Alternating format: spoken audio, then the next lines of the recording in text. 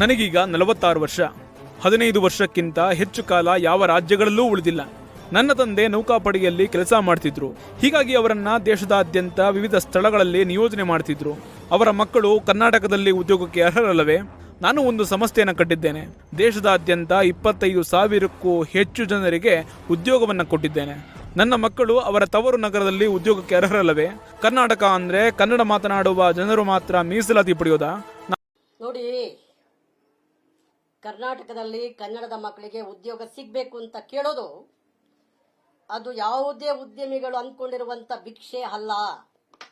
ಅದು ಕನ್ನಡದ ನೆಲದಲ್ಲಿ ಕನ್ನಡದ ಮಕ್ಕಳ ಹಕ್ಕು.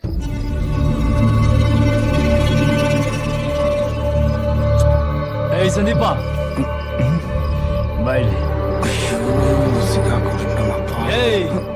ಬಾಯ್ಲ ಹೊಡಿತೀನಿ ನೀನು.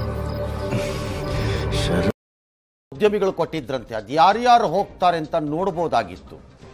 ಅದು ಯಾರ್ಯಾರು ಹೋಗ್ಬಿಡ್ತಾರೆ, ಎಲ್ಲಿಗೆ ಹೋಗ್ತಾರೆ ಅಂತ, ಏನು ಕೊಲಂಬಿಯಾಗ ಹೋಗ್ತಾರೋ ಅರ್ಜೆಂಟೈನಾಗ ಹೋಗ್ತಾರೋ ನೋಡ್ಬೋದಾಗಿತ್ತು. ಅದು ಯಾರ್ಯಾರು ಹೋಗ್ತಾರೆ ಅಂತ.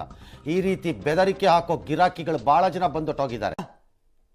ಕನ್ನಡಿಗರಿಗೂ ಉದ್ಯೋಗ ಸಿಗ್ತಿಲ್ಲ, ಯಾರ್ಯಾರಿಗೂ ಸಿಕ್ಕತ್ತದು, ಸಿಗಬೇಕಾದಷ್ಟು ಸಿಗ್ತಿಲ್ಲ ಅಂತಂದಾಗ ಹಿಂದಕ್ಕೆ ಹೋಗುವುದು. ಹೇಡಿಗಳನ್ನು ತಗೊಂಬಂದು ಕನ್ನಡ ಓದಲು ಬರೆಯಲು ಮಾತನಾಡಲು ಬರಬೇಕು. ಏನ್ರಿ ತಪ್ಪಿದೆ ಇದರಲ್ಲಿ? ಕನ್ನಡ ಓದಲು ಬರೆಯಲು ಮಾತನಾಡಲು ಬರಬೇಕು ಕರ್ನಾಟಕದಲ್ಲಿ ಅಂತ ಹೇಳೋದು ತಪ್ಪೇನು? ಯಾರಪ್ಪ ಉದ್ಯಮಿ ಓಡೋಗೋ ಗಿರಾಕಿ, ನೀ ಕಲ್ತಿದೀಯಾ ಫಸ್ಟ್ ಹೇಳಪ್ಪ ಅಂತ ಕೇಳಬೇಕು ಅವ್ರನ್ನ ಹೋಗಿ. ಅವ್ನು ನನ್ನ ಪೆದ್ದ ಏನಪ್ಪ ಈಗ ನಿನ್ನ ಕತೆ? ಓಕೆ, ಏನಯ್ಯ? ಒಂದು ನಿಮಿಷ ನಾನು ಪೆದ್ದ. ಮತ್ತೆ ಭೇಟಿಯಾಗೋಣ. ನಮಸ್ಕಾರ.